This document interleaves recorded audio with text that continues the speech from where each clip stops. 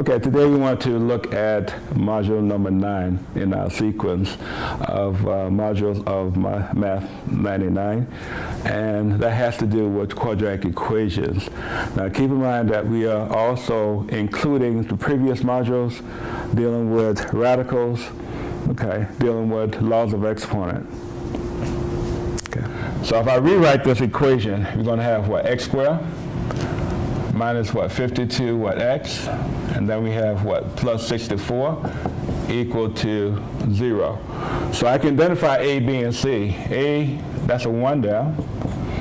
B is equal to a negative what, 52, and C is equal to 64. Okay? So now what you need to do is what, plug in your numbers. So what we want to do here is apply A, B, and C. As I told you before, A is equal to the coefficient of your x squared term, B is the coefficient of your x term, and C is that constant. In this case, that would be 64. So if you plug that into your quadratic formula, we will get x equal to a negative of B. And anytime that you make a substitution, you want to try to put it in parentheses. That's negative 52 plus or minus.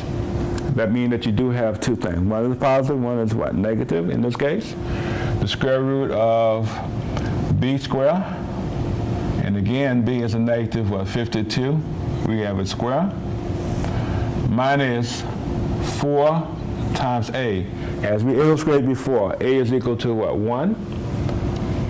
And C is equal to 64. And that's all over 2 times 1, which is 2 times A. Now you need to simplify that. These numbers are very large, but still you have to be able to deal with them. So negative over negative will give us what, 52, a positive 52, plus or minus the square root of, and if you look at your calculator, 52 times 52. Just multiply 52 times 52.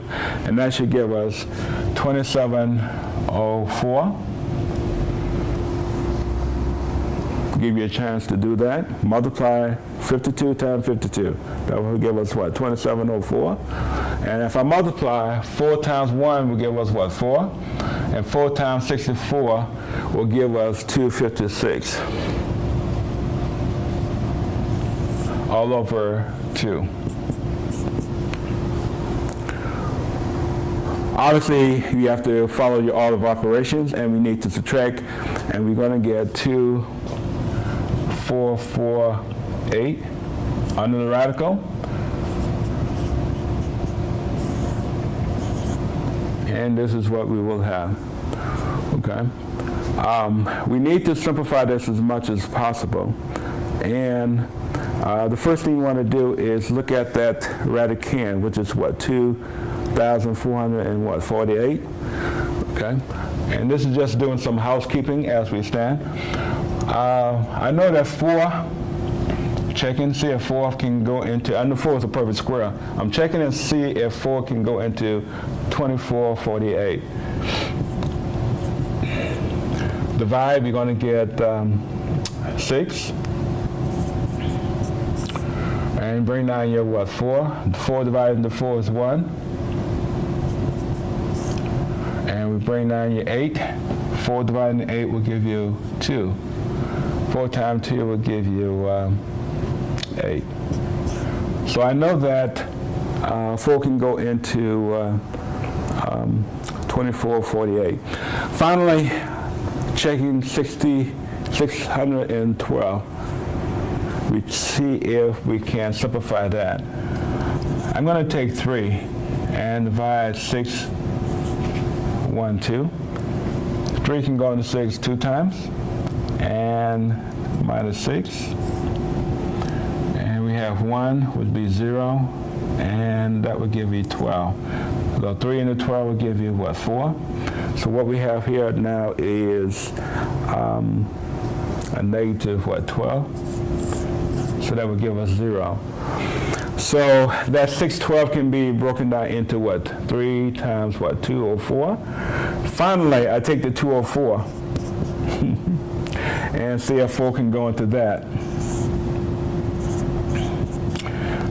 4 into 20 will give us what, 5? 5 times 4 will give us what, 20? You subtract.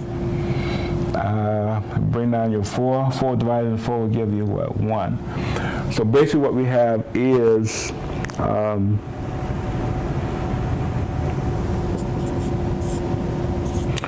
trying to keep up with what we have.